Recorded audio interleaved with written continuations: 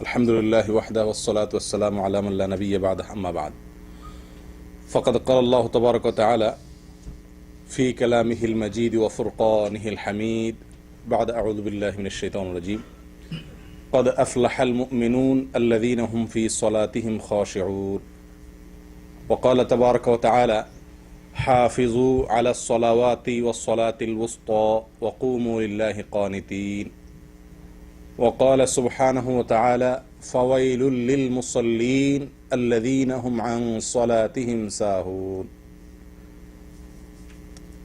وعن أبي هريرة رضي الله تعالى عنه عن النبي صلى الله عليه وسلم أنه قال إن أول ما يحاسب به العبد يوم القيامة من عمله صلاته فإن صلحت فقد أفلح وأنجح وإن فسدت فقد خاب وخسر رواه الترمذي।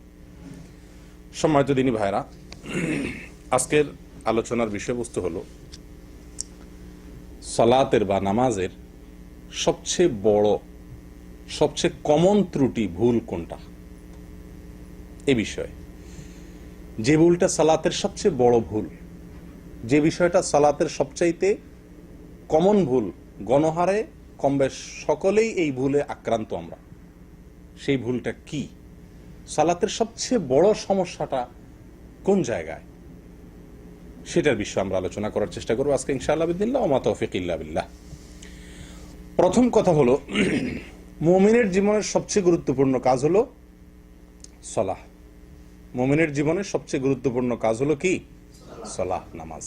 এর চাইতে গুরুত্বপূর্ণ কোনো কাজ ইমানের পরে আর ইমানদারের জন্য নাই। কিয়ামতের ময়দানে আল্লাহ সুবহানাহু ওয়া তাআলা, সুনানে তিরমিজির হাদিসে আসছে যে আল্লাহ সুবহানাহু ওয়া তাআলা সর্বপ্রথম বান্দার যে হিসাবটা নেবেন সেটা হলো কিসের? নামাজের। নামাজের সবচেয়ে গুরুত্বপূর্ণ বিষয়ের হিসাব সবকিছুর আগে নেওয়া হয়। কবরে তো আলমে বারজাখে প্রথমেই ইমানের পরীক্ষা হয়ে যাবে, সবচেয়ে গুরুত্বপূর্ণ বিষয় ইমান। তারপরে যখন হাসর হবে, কিয়ামতের ময়দানে বিচার শুরু হবে, তখন বান্দার প্রথম যে আমলটির হিসাব আল্লাহ চাইবেন সেটা হলো কি? ইন্না আউওয়ালা মা ইউহাসাবু বিহিল আবদু মিন আমালিহি ইয়াউমাল কিয়ামাতি মিন আমালিহি সালাতুহু। বর্ণনা আছে আউওয়ালু মা ইউহাসাবু বিল আবদু ইয়াউমাল কিয়ামাতি আস-সালাহ। প্রথম সালাতের হিসাব হবে। সালাত যার ঠিকঠাক মতো হয়ে যাবে, তেমন কোনো ভুল ত্রুটি সমস্যা ধরা পড়বে না, সে ব্যক্তি সম্পর্কে নবী সাল্লাল্লাহু আলাইহি ওয়াসাল্লাম বলেছেন ফাইন সালুহাত ফাকাদ আফলাহা ওয়া আনজাহ। যার নামাজের হিসাব মোটামুটি ঠিকঠাক হয়ে গেছে, প্রথম পরীক্ষা পাশ করে গেছে, সে সফল হয়ে গেল, তার অন্যগুলাতে আর খুব বেশি ঠেকবে না, বাঁধবে না। আর ওয়া ইন ফাসাদাত ফাকাদ খাবা ওয়া খাসির। যদি নামাজের হিসাবে কেউ গড়বড় দেখা যায়, কম পড়ছে, ঠিক মতো পড়ে নাই, উল্টাপাল্টা দেখা যায়, এই পরীক্ষা যদি কেউ ফেল করে, তাহলে ফাকাদ খাবা ওয়া খাসির, তাহলে সে ধরা খেয়ে গেল, ব্যাস। কারণ এরপরে অন্য সবগুলাই কি হবে? কঠিন হবে। যারা পরীক্ষক খাতা দেখেন, তারা ছাত্রদের খাতা দেখার সময় প্রথম যে খাতাগুলো দেখেন, অথবা খাতার প্রথম যে উত্তরগুলো, অ্যান্সারগুলো 1, 2 শুরুতে যেগুলো থাকে, এগুলো যত কড়াকড়ি করে দেখেন, এর পরের গুলো এতটা কড়াকড়ি করে দেখেন না। আল্লাহ সুবহানাহু ওয়া তাআলাও সেরকম। প্রিয় দিনী ভাইরা, এই হলো সালাত সবচেয়ে গুরুত্বপূর্ণ বিষয়, এবং এটা ঠিকঠাক হয়ে গেলে অন্য সবকিছু সহজ হবে, এটুকু আমরা বুঝলাম। কোরআনে আল্লাহ সুবহানাহু ওয়া তাআলা সালাত এর বিষয়ে অনেকগুলো জায়গাতে আলোচনা করেছেন। এর ভিতরে এক জায়গায় আল্লাহ সুবহানাহু ওয়া তাআলা বলেন, ইমানদাররা সফল হবে ওই ইমানদাররা যারা তাদের সালাতে খুশু অবলম্বন করে। খুশু কি, তার ব্যাখ্যা আমরা পরে আসছি। অন্য আয়াতে আল্লাহ সুবহানাহু ওয়া তাআলা সূরা বাকারার মধ্যে আল্লাহ বলেন, হাফিজু আলাস সালাওয়াতি ওয়াস সালাতিল উসতা ওয়া কুমু লিল্লাহি কানিতিন। তোমরা সমস্ত সালাতগুলোর হেফাজত করো, রক্ষণাবেক্ষণ করো, যথাযথভাবে সালাতগুলো আদায় করো। ওয়া কুমু লিল্লাহি কানিতিন, এবং আল্লাহর জন্য তোমরা দাঁড়াও, দণ্ডায়মান হও, কানিত অবস্থায়, যথাযথভাবে, বিনয়ের সাথে, স্থিরভাবে। প্রিয় দিনী ভাইরা, এই আয়াতগুলো দ্বারা আমরা বুঝলাম যে সালাত আমার জন্য সফলতা বয়ে আনবে যদি সেই সালাতে আমার খুশু থাকে, যদি আমি সালাতের মুহাফাজা করি, যদি আমার কিয়ামটা বিল কুনুত হয়, তাহলে সেই সালাত আমার সফলতা বয়ে আনবে। এর বিপরীতে না হলে সূরা মাউন আল্লাহ বলছেন ফাওয়াইলুল লিল মুসাল্লিন, ওই সালাত আদায়কারী ওই নামাজীদের জন্য ওয়াইল, ধ্বংস, জাহান্নাম নামাজীদের জন্য। কারা? আল্লাযীনা হুম আন সালাতিহিম সাহুন, যারা তাদের নামাজের উপরে উদাসীন, গাফেল, যথাযথভাবে যত্ন নেয় না, তাদের জন্য। এবার আসি আমরা নামাজ আমরা যারা পড়ি, আল্লাহ পড়ার তৌফিক দান করেন 5 ওয়াক্ত আলহামদুলিল্লাহ। আমাদের সালাতের সবচেয়ে বড় সমস্যাটা কি বলেন তো? অমনোযোগিতা। বলেন আপনাদের কারোর মত? সবাই একমত আমার সাথে? নামাজের সবচেয়ে বড় সমস্যা হলো কি? অমনোযোগিতা, অর্থাৎ নামাজের মধ্যে মন থাকে না। আচ্ছা, এতে কোনো সন্দেহ নাই যে এই রোগ আজকে আমাদের সবাইকে পেয়ে বসে আছে। আমরা প্রত্যেকটা লোক নামাজ পড়ি, নামাজে আমাদের মন থাকে না, এতে কোনো সন্দেহ নাই। মন কিভাবে নামাজে স্থির করে ধরে রাখা যাবে, মনের কিভাবে পেরেক মেরে আটকানো যাবে, এই টেনশনে আমরা সব নামাজিরাই অস্থির, ঠিক না? কিন্তু এর চাইতে বড় ভুল যেটা নামাজে মনোযোগ না থাকার চাইতেও বড় ভুল আকারে, গুরুত্বের বিচারে, যে ভুলটার ব্যাপারে আমাদের কারোরই খুব বেশি মাথা ব্যথা নাই, আমরা এক বাক্যে সবাই একমত হয়ে গেলাম যে নামাজের সবচেয়ে বড় ভুল এবং সবচেয়ে কমন ভুল হলো অমনোযোগিতা। আমি স্বীকার করেছি, সন্দেহ নাই যে অমনোযোগিতা একটা ভুল এবং এটা গণহারে সবার ভিতরে কম বেশ আছে। কিন্তু এর চাইতে বড় ভুল যেটা সবার ভিতরে আছে সেটা হলো খুজু না থাকা, মনোযোগ, এটাকে বলা হয় খুশু। আর বাহ্যিক অঙ্গ প্রত্যঙ্গ দিয়ে সালাতের প্রতিটি রোকনকে যথাযথভাবে ধীর স্থিরতার সাথে আদায় করা, এটা হলো খুদু। দুইটা জিনিস আছে সালাতের জন্য, একটা হলো খুশু আর একটা হলো খুদু। আমরা বেশিরভাগ লোক, আমাদের আপত্তি হলো আমাদের সালাতে খুশু নাই, অর্থাৎ মন স্থির থাকছে না। আসলে মন সবসময় স্থির থাকা সম্ভব না। আপনি 2 রাকাত 4 রাকাত সালাত আদায় করবেন, নামাজ পড়বেন এবং এর শুরু থেকে শেষ পর্যন্ত আপনার মন পরিপূর্ণ নামাজেই থাকবে, কোথাও যাবে না, এটা সম্ভব না। মানুষের মন উড়ন্ত পাখির মতো, এটা ধরে সবসময় আটকে রাখা যায় না, অন্যদিকে মন চলে যেতে পারে। এই চলে যাওয়াটা দোষের নয়। দোষের কি? ইচ্ছাকৃতভাবে অন্য চিন্তা, অন্য ধ্যান, অন্য কল্পনা জল্পনা নামাজের মধ্যে করা, আল্লাহর স্মরণ ছাড়া অন্য কথার দুনিয়াবি কোনো চিন্তা করা নামাজের ভিতরে ইচ্ছাকৃতভাবে করা, এটা হলো দোষের।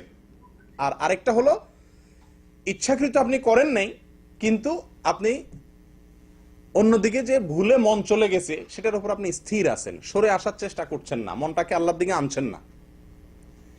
ইচ্ছাকৃত যদি আমরা এরকম করি বা কন্টিনিউ যদি আমি এরকম করতে থাকি বা কখনো মনোযোগ আনার চেষ্টাই যদি আমি না করি, তাহলে সেটা হলো আমার নামাজের অবশ্যই একটি গুরুত্বপূর্ণ ভুল। কিন্তু যদি ভুলে কখনো অন্যদিকে মন চলে যায়, তাহলে সেটা সালাতকে নষ্ট করে দেয় না। কথা বুঝে আসছে?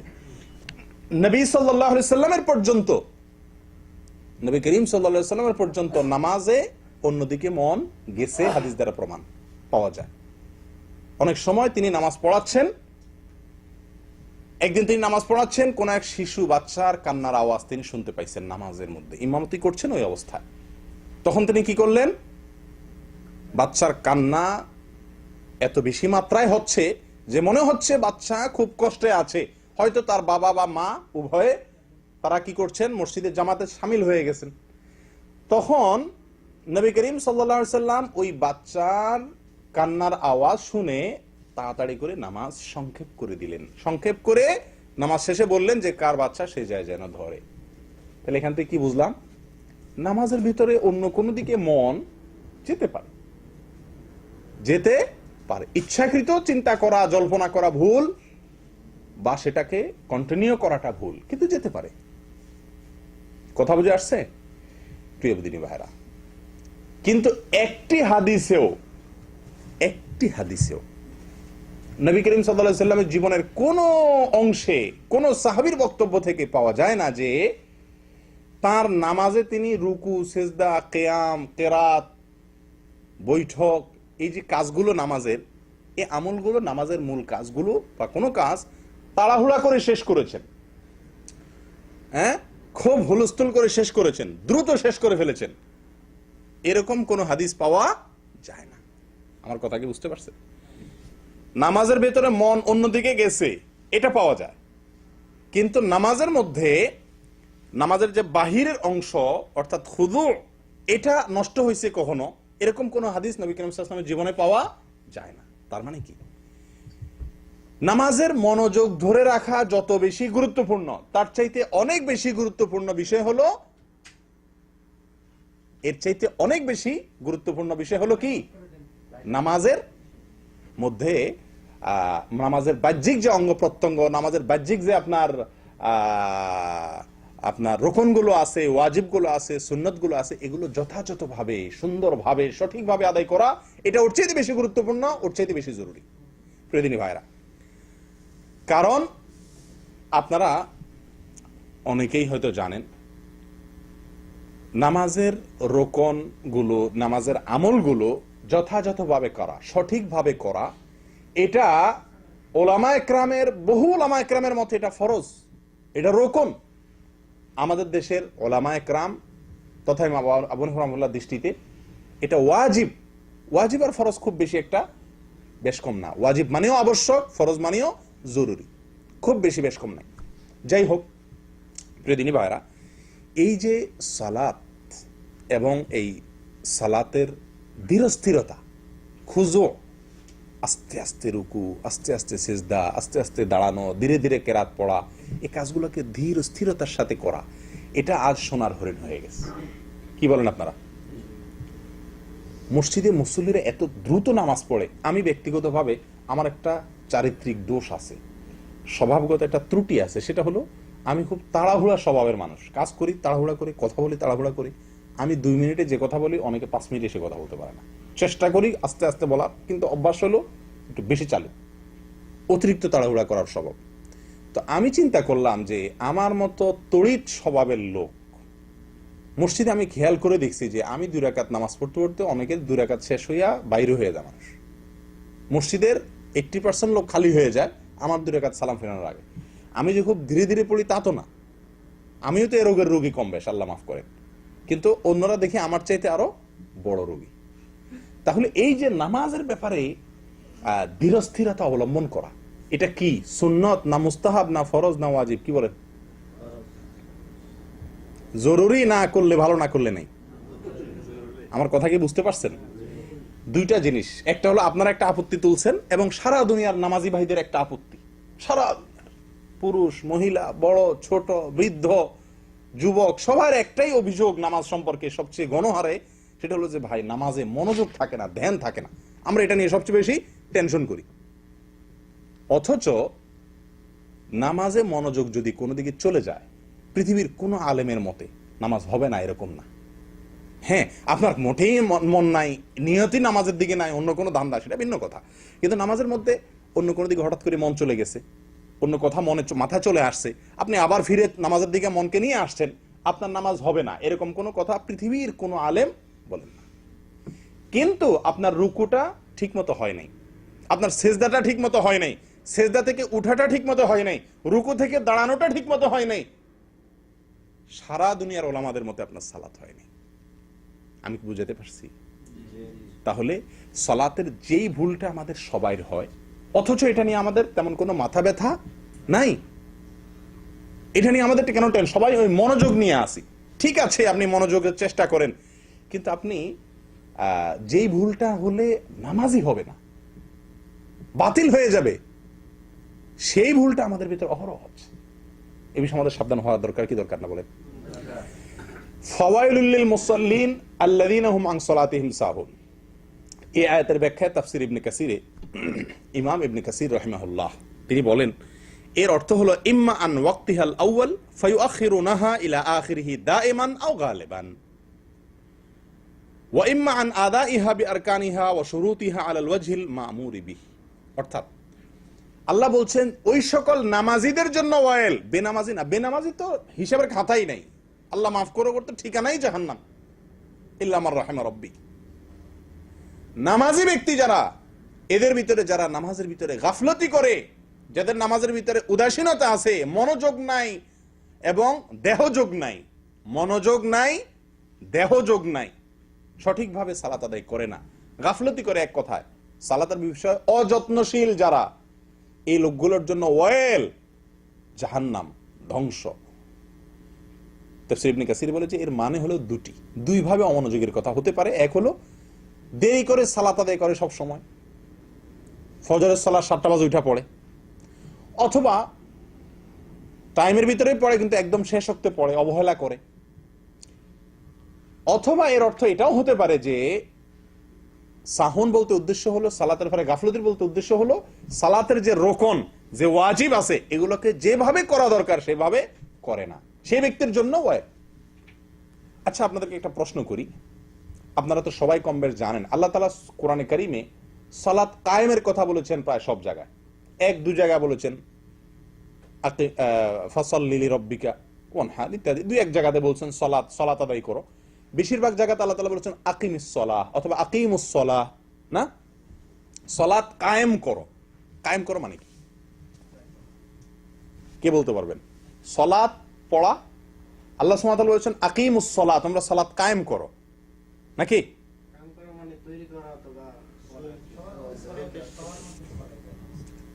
সমাজের মধ্যে ছড়ায়া দেওয়া, একটা ব্যাখ্যা পাইলাম। আর কোন ব্যাখ্যা? কায়েম করো মানে কি? সালাত কায়েম করো মানে কি? সবাইকে সালাতের তাকিদ দেওয়া, একই কথা, কাছাকাছি হইল। প্রতিষ্ঠা, কিভাবে প্রতিষ্ঠা হতে পারে? সবাইকে নিয়ে সালাত কায়েম করবে। মাশাআল্লাহ, আপনারা তো বড় বড় মুফাসসিররা আছে দেখা যায়, এখানে তো অনেক তাফসীর জানে, এরকম মানুষ, কোরআনের ব্যাখ্যা জানা লোক আছে, মাশাআল্লাহ, এটা ভালো কথা, সুভাগ্যের কথা। দেখুন ভাই, সালাত কায়েমের দুইটা ব্যাখ্যা আমাদের সমাজে প্রচলিত আছে, দুইটাই ভুল। এর একটা হলো, অনেকে মনে করেন সালাত কায়েম করা বলতে যেটা ভাই বলছেন যে সবাইকে নিয়ে ডেকে ডুকে সালাত পড়তে হবে, একা একা না। এটা কায়েমের একটা অংশ, ঠিক আছে, এটা কায়েমের মূল ব্যাখ্যা না। আবার অনেকে বলেন সালাত কায়েম বলতে অর্ডার দিয়ে সামাজিকভাবে, রাষ্ট্রীয়ভাবে এটাকে প্রতিষ্ঠা করতে হবে, শুধু একা একা পড়লে হবে না। এটাও ভুল। ভুল বলতে এটা কায়েমের একটা পার্ট, একটা অংশ। কায়েম বলতে এই ব্যাখ্যা কোন তাফসিরের কিতাবে আসেনি। তাফসিরে বাইদাবী পৃথিবীর কোরআনের ব্যাখ্যার নামকরা তাফসির কিতাবগুলোর ভিতরে একটা, যেটা ওলামা একরাম বুঝেন বেশিরভাগ, কোরআনের নিগুড় অনেক তত্ত্ব সেখানে তুলে ধরা হয়েছে। সেখানে একেবারে সূরা বাকারার প্রথম দিকে আল্লাহ সুবহানাহু ওয়া তাআলা যে বলেছেন যে কোরআন কাদের জন্য হেদায়েত দিবে, আল্লাযীনা ইয়ুকিমুনাস সালাহ, এই আয়াতের ব্যাখ্যা তাফসীরে বাইদাবীতে ইকামাতুস সালাহ বা সালাত কায়েমের ৬-৭টা ব্যাখ্যা উল্লেখ করেছেন। ৬-৭টা ব্যাখ্যা। এই যে ৬-৭টা ব্যাখ্যা উল্লেখ করেছেন, বিশ্বাস করবেন তার সবগুলো ব্যাখ্যার খোলাসা কথা প্রায় একই। সেটা কি? সালাত কায়েম করা বলতে উদ্দেশ্য হলো আদাউহা বিহুকুকিহা, সালাতের সমস্ত হক আদায় করে সালাত আদায় করা। সকল হক সালাতের যেটা যেভাবে হওয়া দরকার ঠিক সেটাকে, রুকুটা যেমন হওয়া উচিত, সেজদাটা যেমন হওয়ার কথা, দাঁড়ানোটা নবী সাল্লাল্লাহু আলাইহি সাল্লাম যেভাবে দাঁড়িয়েছেন, দাঁড়াতে বলেছেন সেভাবে, এভাবে প্রত্যেকটা গুরুত্বপূর্ণ রুকন, ওয়াজিব, এগুলো সব যেভাবে হওয়া দরকার সেভাবে আদায় করা, এটাই হলো ইকামাতুস সালাহ, এটাই হলো সালাত কায়েম করা। কথা বুঝতে পারছেন? সালাত কায়েম করা বলতে যেভাবে সালাত পড়া দরকার সেভাবে পড়া। আমি কি বুঝাতে পারছি? কিন্তু দুঃখজনক যে আমরা এই সালাত কায়েমের অর্থ কিন্তু অনেকে জানি না। অনেকে সালাত পড়ি, আল্লাহ বলছেন সালাত কায়েম করতে, এটাও জানি, কিন্তু সালাত কায়েম করার যে অর্থ এটা আমরা অনেকেই জানি না। কি বলেন? আপনারা তো অনেকে মনে আজকে শুনছেন, কি বলেন না? সালাত কায়েম করা বলতে কি বলেন? সালাত কায়েম করা বলতে কি, কাকে বোঝায়? সালাত কায়েম করা মানে কি? সালাতকে যথাযথভাবে যেইভাবে পড়া দরকার সেইভাবে পড়া, সবগুলো অঙ্গ প্রত্যঙ্গ, সালাতের প্রতিটি পার্ট, অংশ যথাযোগ্যভাবে যেরকম ভাবে করা উচিত, কোরআন হাদিসে যেভাবে বলতে করতে বলা হয়েছে সেইভাবে করা, এটা হলো সালাত কায়েম করা। কথা বুঝে আসছে? তাহলে অনেকেই নামাজ পড়েন কিন্তু নামাজ কায়েম করেন এরকম লোকের সংখ্যা খুব কম। প্রিয়দিনী ভাইরা, আমাদের দেশে বিশেষ করে পুরুষদের চাইতে, পুরুষদের মধ্যে তো এই সমস্যা আছেই, আমার ব্যক্তিগত দৃষ্টিভঙ্গি হলো আমাদের মা বোনদের ভিতরে এই রোগটা অনেক বেশি প্রকট। তাড়াহুড়া করে নামাজ পড়া। আপনাদের বাসা বাড়িগুলোতে আপনারা লক্ষ্য করছেন কিনা যায়, আমি ছোটবেলা থেকে যত মহিলাদের নামাজ দেখার সুযোগ হয়েছে দেখছি, বেশিরভাগ ক্ষেত্রেই বিশেষ করে বাসা বাড়িতে যখন পড়ে রুকু সেজদাগুলো বিদ্যুতের গতিতে দেয় তারা। এই রুকুতে উঠতে দেরি, আপনার নামতে যাইতে দেরি, উঠতে দেরি নাই, উঠতে দেরি নামতে দেরি নেই, হুলস্থুল করে পড়ে। আল্লাহ মাফ করুক, আমাদের পুরুষদের ভিতরে এই রোগের রোগী অনেকেই আছেন। এ সম্পর্কে নবী করিম সাল্লাল্লাহু আলাইহি ওয়াসাল্লামের একটা হাদিস আমাদের সবারই জানা থাকা দরকার, সহিহ বুখারীর হাদিস। তিনি বলেছেন, সল্লু কামা রাআইতুমুনি উসাল্লি, তোমরা আমাকে যেভাবে নামাজ পড়তে দেখছো সেভাবে নামাজ পড়ো। নামাজ আমাকে যেভাবে পড়তে দেখছো সেভাবে নামাজ পড়ো। এটা নির্দেশ তার, এটা নির্দেশ, তার পদ্ধতিতে নামাজ পড়া জরুরি। আম্মা জান আয়েশা রাদিয়াল্লাহু তাআলা আনহা, সহিহ মুসলিমের এক হাদিসে আসছে, তিনি নবী করিম সাল্লাল্লাহু আলাইহি ওয়াসাল্লামের নামাজ কেমন ছিল তার একটা বিবরণ দিতে গিয়ে তিনি বলেন, ওয়া ইযা রাফা রা'সাহু মিনার রুকু' লাম ইয়াসজুদ হাত্তা ইয়াস্তাবিয়া কাইমা। নবী সাল্লাল্লাহু আলাইহি ওয়াসাল্লাম রুকু থেকে যখন উঠতেন, রুকু থেকে যখন মাথা উঠাতেন, তখন যতক্ষণ পর্যন্ত তিনি সোজা হয়ে না দাঁড়াতেন, একেবারে স্টিল সোজা হয়ে না দাঁড়াতেন, ততক্ষণ পর্যন্ত সিজদায় যেতেন না। রুকু থেকে যখন উঠতেন তিনি একেবারে সোজা হয়ে টান টান হয়ে দাঁড়ানোর আগ পর্যন্ত তিনি কি করতেন না? সিজদায় যেতেন না। এবং ওয়াকানা ইযা রাফা রা'সাহু মিনাস সিজদাহ লাম ইয়াসজুদ হাত্তা ইয়াস্তাবিয়া জালিসা। যখন সিজদা থেকে উঠে তিনি বসতেন, সিজদা থেকে মাথা উঠায় বসতেন, টান টান সোজা হয়ে বসার আগ পর্যন্ত আবার সিজদায় যেতেন না। প্রিয় ভাইরা, আমরা কয়জন ভাই আমাদের নামাজগুলো এভাবে করি? একটু আমাদের নামাজের সাথে একটু মিলাই। রুকু থেকে উঠে একেবারে টান টান সোজা হয়ে স্থির হয়ে কিছু সময় দাঁড়িয়ে তারপরে সিজদায় যাওয়া, সিজদায় গিয়ে ধীরে স্থিরতার সাথে সিজদা শেষ করে উঠে সোজা হয়ে বসে কিছু সময় অপেক্ষা করে তারপর আবার সিজদায় যাওয়া। এরকম ধীর স্থির গতিতে আমরা কয়জন মানুষ নামাজ পড়ি? প্রিয় বন্ধুগণ, এই ছিল নবী সাল্লাল্লাহু আলাইহি ওয়াসাল্লামের নামাজ। সালাতের ভিতরে এই যে তাড়াহুড়ো করা, হুলস্থুল করা, সঠিকভাবে আদায় না করা, এটা সালাতকে নষ্ট করে দেয়। আবারও বলছি, এটা সালাতকে নষ্ট করে দেয়, এর ফলে সালাত আদায় হয় না। আপনি সূরা ফাতিহা না পড়লে যেরকম নামাজ হয় না, কেউ যদি রুকু একটা না দেয় নামাজ হবে? সেজদা না দিলে একটা নামাজ হবে? 4 রাকাতের নামাজ 3 রাকাত পড়লে হবে? ঠিক একইভাবে কেউ সব ঠিক করছে, 4 রাকাতই পড়ছে, রুকু একটাই দিছে, সেজদা 2টাই দিছে, সূরা ফাতিহাও পড়ছে, সবই ঠিক আছে তার, কিন্তু লোকটা রুকু সেজদা উঠা বসা প্রত্যেকটা আমলে তাড়াহুড়ো করছে। যে তাড়াহুড়োটা সালাতের যে ইতমিনান বা তামানিনা, সালাতের যে ধীরস্থিরতা যেটা জরুরি, সেই কাজটি হয় নাই। কি বলেন, এই লোকটা সালাত হইছে না হয় নাই? হবে না, কারণ সে সালাতের জরুরি একটি আমল ছেড়ে দিছে, তামানিনা, ধীরস্থিরতা।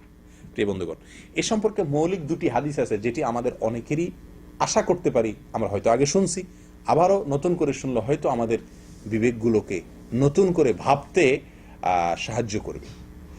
মৌলিকভাবে 2টি হাদিস, এর ভিতরে একটি হাদিস হলো মুসনাদে আহমদের এবং আরো অন্য হাদিসের কিতাবে আসছে। আবু কাতাদা রাদিয়াল্লাহু তাআলা আনহু বলেছেন, নবী করিম সাল্লাল্লাহু আলাইহি ওয়াসাল্লাম ইরশাদ করেছেন, আসওয়া আন-নাসি সারিকাতান আল্লাযী ইয়াসরিকু মিন সালাতিহি। মানুষের মধ্যে সবচেয়ে নিকৃষ্ট চোর ওই ব্যক্তি যে ব্যক্তি তার নামাজে চুরি করে, নামাজ চুরি করে যে ব্যক্তি। আপনারা তো জীবনে বহু চোরের কথা শুনছেন, টাকা চোর, পয়সা চোর, স্বর্ণ চোর, গরু চোর, হাঁস চোর, মুরগি চোর, এই যত রকমের চোরের কথা শুনছেন দুনিয়াতে, এর ভিতরে সবচাইতে নিকৃষ্টতম চোর, নবী সাল্লাল্লাহু আলাইহি ওয়াসাল্লামের ভাষা সবচাইতে খারাপ চোর, চোরদের মধ্যে সবচেয়ে খারাপ চোর, গরু চোরের চাইতেও খারাপ কে? যে নামাজে চুরি করে। সাহাবীগণ জিজ্ঞাসা করলেন, ক্বালু ইয়া রাসূলুল্লাহ ওয়া কাইফা ইয়াসরিকু মিন সালাতিহি, মানুষ কিভাবে তার নামাজে চুরি করে, নামাজ চুরি কিভাবে করে, নামাজ চুরি করার জিনিস নাকি? টাকা পয়সা চুরি, স্বর্ণ চুরি, গরু চুরি, হাঁস চুরি, মুরগি চুরি, এগুলো তো বুঝে আসে, নিয়ে গেল। নামাজের চুরি কিভাবে জিজ্ঞাসা করা হলো। নবী সাল্লাল্লাহু আলাইহি সাল্লাম বলেন, নামাজের চুরি হলো লা ইয়াতিম্মু রুকুআহা ওয়ালা সুজুদাহা। নামাজের চুরি হলো রুকু ঠিক মতো করে না, সেজদা ঠিক মতো করে না, এটা হলো নামাজের চুরি। অন্য বর্ণনা আসছে, অথবা রাবী বলেন সন্দেহ করতেছেন, অথবা তিনি বলেছেন লা ইউকিমু সুলবাহু মিনার রুকুই ওয়াস সুজুদি। রুকু থেকে উঠে, সেজদা থেকে উঠে পিঠ সোজা হয়ে, সোজা করে দাঁড়ায় না, বসে না, এটা হলো নামাজের চুরি। প্রিয় বন্ধুগণ, এই হাদিস থেকে কি বুঝলাম? চুরি একটা খারাপ কাজ, একটা হারাম কাজ। চুরির ভিতরে আবার সবচেয়ে খারাপ চুরি বানাইছেন নবী করিম সাল্লাল্লাহু আলাইহি সাল্লাম। সবচেয়ে খারাপ চুরি বলে অভিহিত করেছেন যে ব্যক্তি নামাজের মধ্যে রুকু সেজদা ঠিক মতো করে না, ওই ব্যক্তিকে সবচেয়ে খারাপ চোর বলা হয়েছে তাকে। প্রিয় বন্ধুগণ, তাহলে আমরা মোটামুটি বহু লোকই মনে হয় এই চোরের খাতা নাম উঠে যাবে এই কারণে। কি বলেন?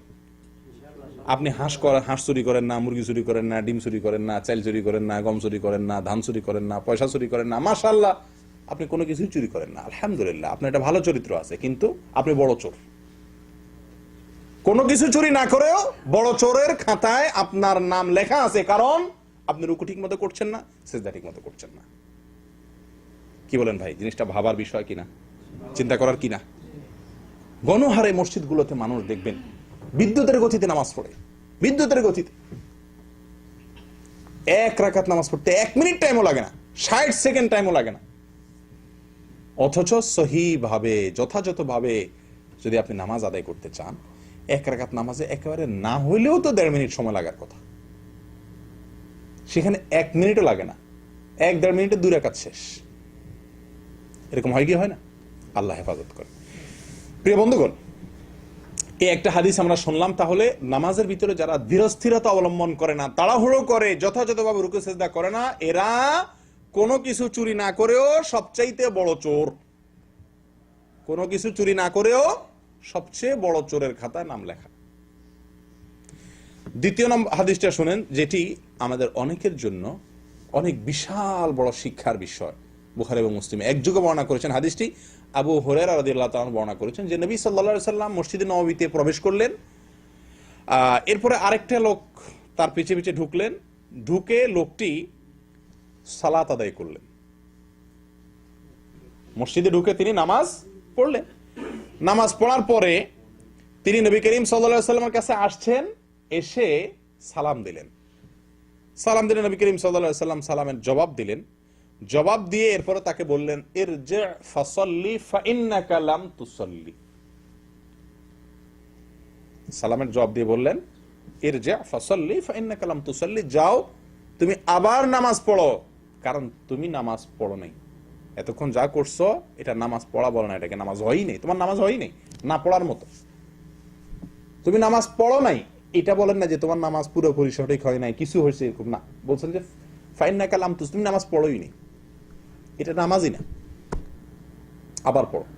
লোকটা চলে গেছেন, যে আবার পড়লেন, পড়ে এসে আবার সালাম দিলেন, আসসালামু আলাইকুম। নবী সাল্লাল্লাহু আলাইহি ওয়াসাল্লাম জবাব দিলেন, ওয়ালাইকুম আসসালাম। এরপরে তিনি বললেন যে আবারও একই কথা বললেন, ইরজি ফাসাল্লি ফাইন্নাকা লাম তুসাল্লি, যাও আবার নামাজ পড়ো, কারণ তুমি নামাজ পড়ো নাই। রাসূল নামাজ পড়ছে, এটাকে নামাজই বলছেন না নবী সাল্লাল্লাহু আলাইহি ওয়াসাল্লাম। সারা জীবন পড়ছি এরকম নামাজ আমরা অনেকে।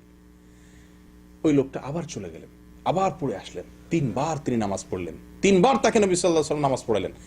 লোকটা এবার 3 নম্বর বার পড়ে শেষ করে এসে সালাম দেওয়ার পরে যখন নবী করিম সাল্লাল্লাহু আলাইহি ওয়াসাল্লাম তাকে একই কথা বললেন, তখন লোকটা বললেন, ওয়াল্লাযী বা'আসাকা বিল হক, হে রাসূল, যে আল্লাহ আপনাকে সত্য নিয়ে পাঠিয়েছেন, দুনিয়াতে নবী হিসেবে পাঠিয়েছেন, তার নামে শপথ করছি, মা উহসিনু গায়রা হাযা, আমি এর চাইতে ভালো আর নামাজ তো জানি না ইয়া রাসূলুল্লাহ, ফাআল্লিমনি, তো আমাকে শিক্ষা দিন কিভাবে নামাজ পড়ব। নবী করিম সাল্লাল্লাহু আলাইহি ওয়াসাল্লাম তখন তাকে নামাজ শিখালেন। কিভাবে শিখালেন দেখেন, তিনি বলছেন যে ইযা কুমতা ইলা সলাতি ফাকাব্বির, যখন তুমি নামাজ পড়তে দাঁড়াবে প্রথমে আল্লাহু আকবার বলে তাকবীর বলো, সুম্মা ক্রা মা তায়াসসারা মাআকা মিনাল কুরআন, এরপরে কোরআনের যেটুকু পারো, 2 আয়াত 4 আয়াত 6 আয়াত 10 আয়াত 1 সূরা 2 সূরা যতটুকু সম্ভব হয়, সূরা ফাতিহার পরে অন্য সূরা তেলাওয়াত করো, সূরা ফাতিহা পড়ো, অন্য সূরার সাথে পড়ো। সুম্মার কা, সুম্মার কা, এরপরে তুমি রুকুতে যাও। কেরাত শেষ করলা, এরপরে রুকুতে যাও। হাত্তা তাতমাইন্না রাকিআন, তিনি বলেন নাই রুকুতে যাও এরপরে উঠো, না, রুকুতে যাও বলে আরেকটা কথা যোগ করছেন। বোঝা গেছে এটা না হলে রুকু হবে না। কি কথা যোগ করছেন? বলছেন হাত্তা তাতমাইন্না রাকিআন, যতক্ষণ পর্যন্ত রুকুতে গিয়ে স্থির না হও, রানিয়ে না, রুকুতে গেলা, রুকুতে যায় স্থির না হও, ততক্ষণ পর্যন্ত তুমি রুকু করতে হবে। গেলাম আর উঠে গেলাম হলো না, যে আমাকে স্থির হয়ে অপেক্ষা করতে হবে। ফোকাহে কেরাম বলেন কমপক্ষে একবার সুবহান রাব্বিয়াল আযীম বা সুবহানাল্লাহ স্বাভাবিকভাবে ভালোভাবে পড়ার মতো সময় কমপক্ষে থাকতে হবে। কথা বুঝে আসছে? এরপর নবী করিম সাল্লাল্লাহু আলাইহি ওয়াসাল্লাম তাকে বলেন সুম্মারফা হাত্তা তা'তাদিলা কাইমান। লক্ষ্য করবেন, উনি বলেন না রুকু থেকে উঠো এরপর সিজদা যাও, না, আমরা তো উঠি এবং সিজদা যাই না। এরকম করলে নামাজ হবে না, নামাজ হয় না ভাই। শত শত মুসল্লির নামাজ হয় না, বিশ্বাস করেন। মসজিদে আসে বছরকে বছর ধরে নামাজ পড়ছে, নামাজ হয় না, কোনো দাম নাই নামাজ। নবী করিম সাল্লাল্লাহু আলাইহি ওয়াসাল্লাম বলছেন সুম্মারফা হাত্তা তা'তাদিলা কাইমান।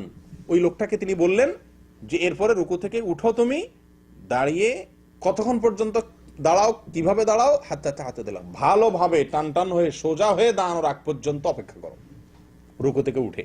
ঠিক আছে, দেখেন। এরপর বলছেন সুম্মাসজুদ, এরপরে তুমি সিজদা যাও। সিজদা যাও এটা বলে তুমি ক্ষান্ত হন নাই যে সিজদা যাও, ঠিক আছে হয়ে গেল, সিজদা দিলাম আবার উঠে যাও, না, সিজদা যাও বলে আবার বলছেন হাত্তা তাতমাইন্না সাজিদান, সিজদায় গিয়ে যতক্ষণ পর্যন্ত তুমি স্থির না হও, ধীরতা স্থিরতা, সেখানে সিজদায় যে কিছু সময় ধীর স্থির হতে না পারো, কিছু সময় অপেক্ষা করতে না পারো, ততক্ষণ পর্যন্ত সিজদায় থাকো। ফোকাহে কেরাম বলেন কমপক্ষে একবার সুবহান রাব্বিয়াল আলা। আপনি সিজদায় মাথা যাওয়ার পরে, আমরা অনেকে তো ওই যাওয়ার আগে আল্লাহু আকবার বলে যাইতে যাইতে সুবহান রাব্বিয়াল আলা বলে মাথা দিয়ে উঠে যায়, না, তা হবে না। কপাল জমিনে লাগার পরে, হাত জমিনে লাগার পরে, নাক জমিনে লাগার পরে, সিজদার 7টি অঙ্গ জমিনে লাগার পরে কমপক্ষে একবার ধীরে সুস্থে তাসবিহ পড়ার মতো সময় অপেক্ষা করা ওয়াজিব বা ফরজ। প্রিয় ভাইরা, আমরা যেটা বলছিলাম, অনেকে এই যাইতেছে না, এর নাক লাগার আগে তাসবিহ পড়া শুরু হয়ে গেছে, আবার ওই উঠার আগেই উঠতে উঠতে বাকি তাসবিহ শেষ করতেছে। মাঝখান দিয়ে দেখা যায় যে এক তাসবিহ পরিমাণ অপেক্ষা করা হয় না, নামাজ হয় না। নবী সাল্লাল্লাহু আলাইহি ওয়াসাল্লাম বলছেন সিজদায় যাওয়ার পরে স্থির হওয়া পর্যন্ত অপেক্ষা করো, এরপরে না আপনি তাসবিহ পড়বেন। আচ্ছা, এরপরে বলছেন সুম্মারফা, সিজদা থেকে উঠো, বাস উঠে আবার সিজদা যাও, না, উঠো, উঠে বলে নবী করিম সাল্লাল্লাহু আলাইহি ওয়াসাল্লাম বলছেন হাত্তা তাতমাইন্না জালিসান, সিজদা থেকে উঠো, কতক্ষণ পর্যন্ত উঠো অপেক্ষা করো? যতক্ষণ পর্যন্ত তুমি টান টান হয়ে সোজা হয়ে বসা, স্থির হয়ে চুপচাপ না বসো, ততক্ষণ পর্যন্ত অপেক্ষা করো। তার মানে কিছু সময় অপেক্ষা করতে হবে। এরপরে বলছেন সুম্মা ফাল যালিকা ফি সলাতিকা কুল্লিহা, তোমার পুরো এই এক রাকাতের কথা আমি বলে দিলাম, আর তোমার পুরো নামাজ সালাম ফেরানো পর্যন্ত পুরো নামাজে তুমি এই পদ্ধতি অবলম্বন করতে হবে, এইভাবে সালাত আদায় করতে হবে, তাহলে তোমার সালাত হবে, আর না হলে হবে না। বুঝতে পারছেন তো? এবার আপনারাই বলেন, এইভাবে আমরা কয়জন নামাজ আদায় করি? বা আমরাও তো জীবনে বহুত নামাজ আদায় করছি, কয়জনের নামাজ এরকম হয়েছে? প্রিয় বন্ধুগণ, সহিহ বুখারীর একটি হাদিস আপনাদের অনেকেরই হয়তোবা অবাক লাগবে শুনলে, হয়তো নতুন শুনছেন অনেকেই। হুযায়ফা রাদিয়াল্লাহু তাআলা আনহু এক ব্যক্তিকে দেখলেন যে সে তাড়াহুড়া করে নামাজ পড়তেছে, আমরা যেভাবে পড়ি এই জাতীয় নামাজ পড়তেছে। তিনি এরকম নামাজ পড়া দেখে লোকটাকে ডাক দিলেন, ডাক দিয়ে বললেন তুমি কতদিন এভাবে নামাজ পড়ছো বাবা, ভাই কতদিন এভাবে তুমি নামাজ পড়ছো? লোকটা বলল 40 বছর ধরে। কত বছর ধরে? 40 বছর ধরে তিনি এভাবে নামাজ আদায় করছেন। অন্য বর্ণনা আসছে 40 বছরের কথা না, আপনার সে অনেক দিন থেকে এইভাবে সালাত আদায় করছেন। তো হুযায়ফা রাদিয়াল্লাহু তাআলা আনহু তাকে ডেকে বলছেন যে ভাই, লাউ মুত্তা আলা গায়রি ফিতরাতিল্লাতী ফাতারাল্লাহু মুহাম্মাদান সাল্লাল্লাহু আলাইহি ওয়াসাল্লাম আলাইহা, তুমি যদি এই নামাজ নিয়ে মরো, যেভাবে নামাজ পড়তেছো, এই যদি সারা জীবনের নামাজ হয় তোমার, আর এই নামাজ নিয়ে তুমি কবরে যাও, মরো, তো মনে রাখবে মুহাম্মদ সাল্লাল্লাহু আলাইহি ওয়াসাল্লামের ধর্মের উপরে তোমার মৃত্যু হলো না, মুসলমান হয়ে মরতে পারলা না, সারা জীবন নামাজ পড়ছো। যদি এরকম নামাজ পড়ো তাহলে মুহাম্মদ সাল্লাল্লাহু আলাইহি সাল্লাম যে ধর্ম নিয়ে আসছেন, যে পদ্ধতি নিয়ে আসছেন, তার পদ্ধতিতে তোমার মৃত্যু হলো না, তোমার জীবনটা গেল না। প্রিয় বন্ধুগণ, কত বড় চিন্তার কথা, কত বড় টেনশনের কথা। কি নামাজ পড়ছি, হ্যাঁ কি নামাজ পড়ছি, সবাই মনোযোগ নিয়ে আস, সবাই ধ্যান নিয়ে আস, কিন্তু সালাতের বাহির ঠিক নাই। একটা কথা মনে রাখা দরকার আমাদের, এটা ঠিক যে অন্তর হলো রাজধানী দেহের, মন যদি কোনো দিকে থাকে তার অঙ্গ প্রত্যঙ্গ সব ঠিক হয়ে যায়। ঠিক আছে কিনা? হাদিসে আসছে নবী করিম সাল্লাল্লাহু আলাইহি সাল্লাম বলেছেন, আলা ইন্না ফিল জাসাদি মুদগাহ লা মুদগাহ ইযা সালুহাত সালুহাল জাসাদু কুল্লুহু ওয়া ইযা ফাসাদাত ফাসাদাল জাসাদু কুল্লুহু আলা ওয়া হিয়াল কলব। শরীরের একটা অঙ্গ আছে যেটা ঠিক থাকলে সব ঠিক হয়ে যায়, সেটা হলো অন্তর। অতএব অন্তর ঠিক হয়ে গেলে সব ঠিক হয়ে যায়। এজন্য আমরা সবসময় চেষ্টা করি আগে মনোযোগটা ঠিক করতে। মনোযোগ ঠিক করলে মনে করি বাকি সব ঠিক হয়ে যাবে। কিন্তু ভাই, কখনো এর উল্টাও হয়। এটা হলো বেসিক, এটা হলো মূল কথা। কখনো কখনো এর উল্টা প্রভাবও দেখা যায়, অর্থাৎ বাহিরের অঙ্গ প্রত্যঙ্গের প্রভাব অন্তরে গিয়ে পড়ে। হয় না এরকম? আপনি যদি আঘাত পান হাতে, ব্যথা পান পায়ে, মাথায়, অন্তরে ব্যথা অনুভব হবে কিনা, দুঃখ অনুভব হবে কিনা? বাহিরের প্রভাব অনেক সময় ভেতরে পড়ে। আমি আমার ব্যক্তিগত জীবনের একটি পরীক্ষা অভিজ্ঞতা থেকে আমি আপনাদেরকে বলছি এবং অনুরোধ করছি, আহ্বান জানাচ্ছি, যারা নামাজে মনোযোগ ধরে রাখতে পারেন না, যাদের নামাজের ধ্যান থাকে না, অন্যদিকে মন চলে যায়, আল্লাহর কথা মনে আসেই না, নামাজের কথা মনেই থাকে না, অন্য কথা চলে যায়। আল্লাহর কসম, আমি নিজে পরীক্ষিত আমার নিজের জন্য। আপনাদেরকে আমি আহ্বান করছি, এটা আপনারা পরীক্ষা করে দেখুন।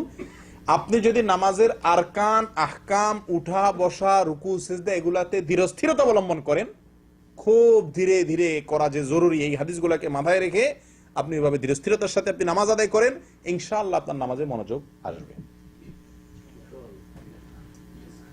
আপনি 2 রাকাত নামাজ পড়ে দেখেন, পরীক্ষামূলক 2 রাকাত নফল নামাজ পড়ে দেখেন, বা কালকে ফজর নামাজে ইনশাআল্লাহ পড়ে দেখেন, যে খুব ধীরস্থিরতাতে হাত বেঁধে একেবারে আস্তে আস্তে সূরা ফাতিহা পড়লেন, হ্যাঁ, এরপর আপনার অন্য সূরা মিলালেন, খুব ধীরস্থিরতা, হুলস্থুল করবেন না, মাথা রাখবেন, হুলস্থুল করলে নামাজ হবে না, সেটা মাথায় রেখে খুব আস্তে আস্তে পড়লেন। সূরা ফাতিহা শেষ না করতে করতে ওয়ালা দাল্লিন আমিন কইয়া ওই কুল আউযু বিরাব্বিন নাস মালিকিন নাস ইলাহিন নাস মিন শাররিল ওয়াসওয়াসিল খান্নাস আল্লাযী ইউওয়াসওয়াসু নাস কইতে কইতে আবার রুকু চলে গেলেন না, দাঁড়ায়া নাস বলা শেষ, কিছুক্ষণ থামেন, এরপরে বলেন আল্লাহু আকবার, আস্তে আস্তে রুকুতে যান। রুকুতে যাইতে যাইতে সুবহানাল্লাহ বলে শুরু করেন না, রুকুতে যায় মাথাটা পিঠটা সমান করেন। আপনার যদি মাথা পুরোপুরি, পিঠ যদি পুরোপুরি না ঝুঁকে, নামাজ হবে না, হাদিসে স্পষ্ট বলা আছে। পুরোপুরি রুকুতে একদম পিঠ মাথা দুইটাকে সমান দিয়ে পুরোপুরি রুকুতে গিয়ে, এরকম অনেকে এতটুক যায় না, এতটুক না, পুরোপুরি রুকুতে যান, এরপরে শুরু করেন সুবহান রাব্বিয়াল আযীম, সুবহান রাব্বিয়াল আযীম, সুবহান রাব্বিয়াল আযীম, আমার মহান রব, মহান পালনকর্তা পবিত্র, 3 বার বলেন। এরপরে সামি আল্লাহু লিমান হামিদা আস্তে আস্তে বলে উঠে দাঁড়ান, একদম সোজা হয়ে দাঁড়ান, 2 সেকেন্ড অপেক্ষা করেন, এরপরে আল্লাহু আকবার বলে রুকুতে যান। রুকুতে গিয়ে মাথা, নাক, হাত, হাঁটু সব মাটিতে রাখার পরে এবার শুরু করেন সুবহান রাব্বিয়াল আলা। ওই যেতে যেতে শুরু করেন না, কথা বুঝতে পারছেন? আমরা চিন্তা করি যে টাইমটা নষ্ট করে লাভ কি, যেতে যেতেই শুরু করি, না, ওইটা পড়ার সময় তো সেজদার পরে, সেজদার তাসবিহ তো সেজদায় গিয়ে পড়তে হবে, রুকু তাসবিহ তো রুকুতে গিয়ে পড়তে হবে, আপনি পথে পড়লে তো হবে না। আমার কথা কি বুঝতে পারছেন? এই জন্য রুকুতে যান, সব অঙ্গগুলা, নাক, হাত, কপাল সব মাটিতে লেগে গেছে, এবার শুরু করেন সুবহান রাব্বিয়াল আলা, আস্তে আস্তে ধীরে ধীরে সুবহান রাব্বিয়াল আলা, সুবহান রাব্বিয়াল আলা 3 বার পড়ে এরপর আল্লাহু আকবার বলে সোজা হয়ে বসেন, একদম টান টান হয়ে। কিছু সময় অপেক্ষা করেন, 2 সেকেন্ড, 1 সেকেন্ড, অন্তত ওলামা ইকরাম বলেন, ফুকাহা ইকরাম বলেন, কমপক্ষে একবার সুবহানাল্লাহ বলার মতো সময় দিয়ে অপেক্ষা করেন, নামাজ হবে না। আপনি রুকু থেকে উঠে যদি সাথে সাথে যান, ওয়াল্লাহি নামাজ হবে না, এবং সারা দুনিয়া ওলামাদের মতে আপনি নামাজের ওয়াজিব তরক করেছেন বা ফরজ তরক করেছেন মতান্তরে। আর রুকু থেকেও যদি একইভাবে রুকু থেকে উঠেই সাথে সাথে চলে গেলেন, নামাজ হবে না, উঠে আপনাকে সোজা হয়ে দাঁড়াতে হবে। এবার আপনারা বলেন, এইভাবে যদি 2 রাকাত সালাত আদায় করা যায়, আপনি পরীক্ষা করে দেখেন, আপনার মন নামাজে দেখবেন অন্য কোনো দিকে যাচ্ছে না। কারণ আমি আমার রুকুর ঠিক করার ধান্দায় আছি, আমি আমার সেজদা হচ্ছে কিনা সেই চিন্তায় আছি, তাহলে তো আমার অন্যদিকে মন যাওয়ার সুযোগই নেই। আমার কথা বুঝতে পারছেন? ইনশাআল্লাহ যদি সালাতের এই আরকান আহকাম গুলোকে, খুজুরটাকে ঠিক করেন, ইনশাআল্লাহ খুশু ঠিক হয়ে যাবে। ভাই, অন্তর মানুষের হাতে সবসময় থাকে না, মানুষ চাইলেও মনটাকে সবসময় ধরে রাখতে পারে না, কিন্তু মানুষ যেটা পারে সেটা কি, এই রুকুগুলো ঠিক মতো করতে পারে, সিজদাগুলো আমরা ঠিক মতো করতে পারি নাকি? এটা আমাদের কন্ট্রোলে কিনা? 100%।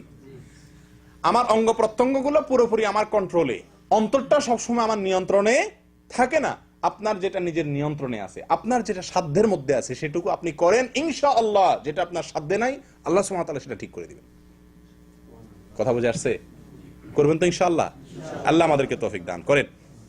প্রিয় দিনী ভাইরা, আনাস রাদিয়াল্লাহু তাআলা আনহু বর্ণনা করেন, সহিহ বুখারী মুসলিমের হাদিস, নবী সাল্লাল্লাহু আলাইহি সাল্লাম ইরশাদ করেছেন, আতিমুর রুকু ওয়াস সুজুদ, তোমরা রুকু এবং সিজদাগুলোকে ইতমাম করো, পরিপূর্ণ করো।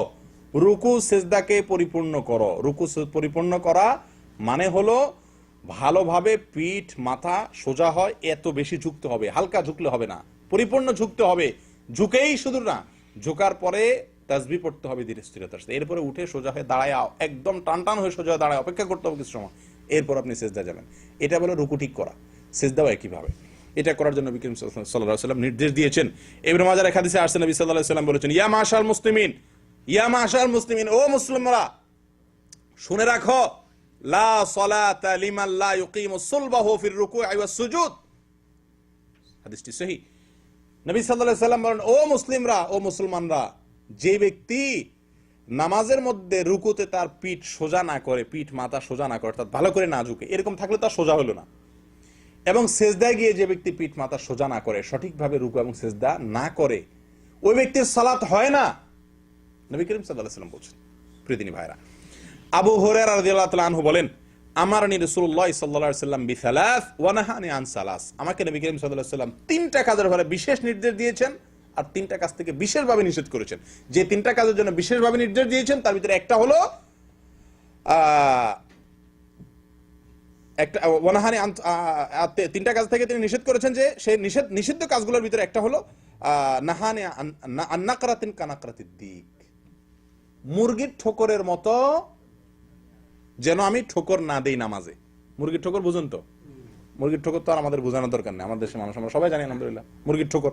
এই মুরগির ঠোকরের মতো নামাজ যেন না হয়, রুকু সিজদা উঠা বসা, হ্যাঁ, ফটাফট ফটাফট দ্রুত, এটা যেন না করি। নবী করিম সাল্লাল্লাহু আলাইহি ওয়াসাল্লাম আমাকে স্পষ্ট আলাদাভাবে নিষেধ করেছেন। কে বলছেন? আবু হুরায়রা রাদিয়াল্লাহু তাআলা আনহু। তালক ইবনে আলী আল হানাফি রাদিয়াল্লাহু তাআলা আনহু বলেন, নবী করিম সাল্লাল্লাহু আলাইহি ওয়াসাল্লাম বলেছেন, লা ইয়ানজুরুল্লাহু আযজা ওয়া জাল ইলা সালাতি আবদিন লা ইউকিমু ফিহা সুলবাহু বাইনা রুকুইহা ওয়া সুজুদিহা। রাওয়াহু আহমদ। মুসনাদ আহমদের হাদিস। নবী সাল্লাল্লাহু আলাইহি ওয়াসাল্লাম বলেছেন, ওই ব্যক্তির দিকে, ওই ব্যক্তির নামাজের দিকে আল্লাহ তাকায়াও দেখবেন না, চেয়েও দেখবেন না, তাকায়াও দেখবেন না আল্লাহ সুবহানাহু ওয়া তাআলা ওই ব্যক্তির নামাজের দিকে, যে ব্যক্তি রুকু থেকে সোজা হয়ে না দাঁড়ায়, সিজদা থেকে উঠে সোজা হয়ে না বসে, কিছুক্ষণ অপেক্ষা না করে উঠেই আবার চলে যায়, এই ব্যক্তির দিকে আল্লাহ সুবহানাহু ওয়া তাআলা তাকাবেন না। প্রিয় বন্ধুগণ, এখান থেকে আমাদের কিছুটা বোঝা গেছে যে নামাজের সবচেয়ে বড় ভুল, যেটা কারণে নামাজ হবে না, এই ভুলটা আমাদের সবার ভিতরে কম বেশ আছে কি নাই বলেন? আছে কি নাই? আমাদের মা বোনদেরকে আমাদের শিক্ষা দেওয়া আমাদের কর্তব্য। মা বোনদেরকে জানাই দিবেন তো ইনশাআল্লাহ, সবাইকে শিখাই দিবেন, যে আজকে যারা শিখলেন, যারা শুনলেন, যারা জানলেন, যে ভাইরা বোনেরা জানেন নাই, শুনেন নাই, তাদেরকে সচেতন করা আপনাদের কর্তব্য। তাদেরকে জানিয়ে দিবেন, নবী সাল্লাল্লাহু আলাইহি ওয়াসাল্লাম বলেছেন ওই ব্যক্তির নামাজ হবে না, লা সালাতা বলেছেন। কোন ব্যক্তির? যে ব্যক্তি লা ইয়াতিম্মু, যে ব্যক্তি লা ইউকিমু ফিহা সুলবাহু বাইনা রুকুইহা ওয়া সুজুদিহা, রুকু সিজদার মাঝখানে, অর্থাৎ রুকু সিজদার পরে অথবা ভেতরে, যে ব্যক্তি পিঠ সোজা না করে, অর্থাৎ ধীরস্থিরতা অবলম্বন না করে। তাহলে নামাজের খুশু, অন্তরের স্থিরতা, এটা খুবই গুরুত্বপূর্ণ বিষয়, এতে কোনো সন্দেহ নাই। কিন্তু প্রিয় বন্ধুগণ, এর চাইতে বেশি গুরুত্বপূর্ণ বিষয় হলো নামাজের খুজু বা বাহ্যিক অঙ্গ প্রত্যঙ্গগুলোকে, বাহ্যিক আমলগুলোকে ধীরে স্থিরে আস্তে আস্তে করা, অপেক্ষা করে করে করা। আমি আবারও বলছি, খুজু দুনিয়ার কোন ফিকাহবিদ, দুনিয়ার কোন আলেম বলেন না খুশু এটা নামাজের রোকন, ফরজ, ওয়াজিব, এটা মুস্তাহাব, জরুরি। আল্লাহ সুবহানাহু ওয়া তাআলা বলেছেন যে আকিমিস সালাতা লিযিকরি, নামাজের উদ্দেশ্যে আল্লাহ স্মরণ, সেটা ঠিক আছে, কিন্তু এটা না করলে বা এটা ছুটে গেলে নামাজ হবে না। ভুলে ছুটে গেছে, মনোনদিক চলে গেছে, নামাজ হবে না, এই কথা পৃথিবীর কোনো আলেম বলেন না। কারণ এটি ফরজও নয়, ওয়াজিবও নয়, রোকনও নয়, শর্তও নয়। কিন্তু নামাজ এর ধীরস্থিরতা অবলম্বন করা, এটা জরুরি। এটা না হলে নামাজ হবে না। ভুলেও যদি ছুটে যায়, ভালো করে শুনে রাখেন, ভুল আপনার মনে ছিল না, রুকু থেকে উঠে চলে গেছেন, পরে মনে হয় ভুল করলাম, হবে না, আবার পড়তে হবে। আমি কি বুঝাতে পারছি? আল্লাহ সুবহানাহু ওয়া তাআলা আমাদের সকলকে নামাজের এই সবচাইতে বড় ভুল, সবচাইতে গণভুল, সবচাইতে কমন ভুল, যে ভুলটা আমাদের সবাইয়ের হয়, সকলের হয়, সেই ভুলটা থেকে আল্লাহ তাআলা আমাদেরকে সংশোধন করার তৌফিক দান করেন। এই যে সাহাবীর কথা আপনারা শুনলেন, দীর্ঘদিন নামাজ পড়ছেন, তিনি কি বললেন? যে তুমি যদি এই নামাজ নিয়ে দুনিয়া থেকে যাও, তাহলে মুহাম্মদ সাল্লাল্লাহু আলাইহি সাল্লামের ধর্ম নিয়ে যেতে পারলা না, মুহাম্মদ সাল্লাল্লাহু আলাইহি সাল্লামের দিন নিয়ে তুমি মরতে পারলা না। চিন্তা করে দেখেন। তাহলে এখন প্রশ্ন ওঠে যে আমরা সারা জীবন যে করছি, ভুল করছি, এটার কি হবে? তাহলে কি এগুলো নামাজ আবার পড়তে হবে কিনা? প্রশ্ন আসে কিনা? এটা প্রশ্ন আসে কিনা? ইবনুল কাইয়িম রাহিমাহুল্লাহ বলেছেন, ইবনে উসাইমিন রাহিমাহুল্লাহ একই কথা বলেছেন। কি বলেছেন? ওনারা বলেছেন যে যদি আপনি না জানা কারণে, এটা আপনার ফরজ যে, ওয়াজিব যে, ইতমিনান, ধীরতা, স্থিরতা, অপেক্ষা করা, উঠে এক তাসবিহ পরিমাণ কমপক্ষে সোজা হয়ে দাঁড়া অপেক্ষা করা, শুধু সোজা দাঁড়ালে হবে না, দাঁড়া এক তাসবিহ অপেক্ষা করা, সোজা উঠে সেজদা থেকে এক তাসবিহ অপেক্ষা করা, সেজদায় গিয়ে পরিপূর্ণভাবে সেজদা করে তারপরে কমপক্ষে এক তাসবিহ অপেক্ষা করা, ধীর স্থিরতা, এটা যে জরুরি, এই জিনিসটা আপনি জানতেন না। এটা যদি হয়, তাহলে আশা করা যায় আপনি তওবা করলে আল্লাহ তাআলা পিছের গুলো মাফ করবেন। তবে এখন জানার পর থেকে আপনি, আর যদি ভুল হয়, তাহলে আপনার এটা মাফ নাই। আমি কি বুঝাতে পারছি? কিন্তু আরেকটা সমস্যা দেখা দেয়, সেটা হলো আমাদের দেশে অনেক ইমাম সাহেব, বা এখানেও আছে অনেক ইমাম সাহেব, এমন বিদ্যুৎ গতিতে নামাজ পড়ে, বিশেষ করে রমজান মাসে, রমজানের বাইরেও দেখা যায় যে আপনার এত দ্রুত নামাজ পড়ে যে আপনার এতক্ষণ যে আলোচনা শুনলেন, সে আলোচনার আলোকে নামাজটা হয় না। এরকম আছে না অনেক ইমাম নামাজ পড়ে? এরকম যদি ইমাম নামাজ পড়ে, তাহলে তার পিছনে নামাজ পড়লে কি নামাজ হবে কিনা, এটা আরেকটা প্রশ্ন, ঠিক কিনা? এই প্রশ্ন উত্তর হলো, যদি ইমাম স্বাভাবিকভাবে তাড়াহুড়া করে, কিন্তু তাড়াহুড়াটা ওই যে সালাতের এই যে তমানিনা, ধীরস্থিরতা, আবশ্যক কাজ যেটা, এটাও না থাকে, তাহলে সেক্ষেত্রে ইমামের নামাজ হয় না। আর ইমামের নামাজ না হলে মুসল্লির ইক্তেদাও বাতিল। আমি কি বুঝাতে পারছি? আর যদি এমনি তাড়াহুড়া করে, কিন্তু ওই মাত্রা তাড়াহুড়া না, যে মাত্রার কারণে তার সালাত বাতিল হয়ে যাবে, সালাত হয় না, বা সালাতের ওয়াজিব ছুটে গেল, ফরজ ছুটে গেল, এর মাত্রার তাড়াহুড়া না, এমনি তাড়াহুড়া, কিন্তু এত বেশি তাড়াহুড়া না, তাহলে সেই ইমামের পিছনে নামাজ পড়লে নামাজ আদায় হয়ে যাবে। কথা কি বুঝাতে পারছি?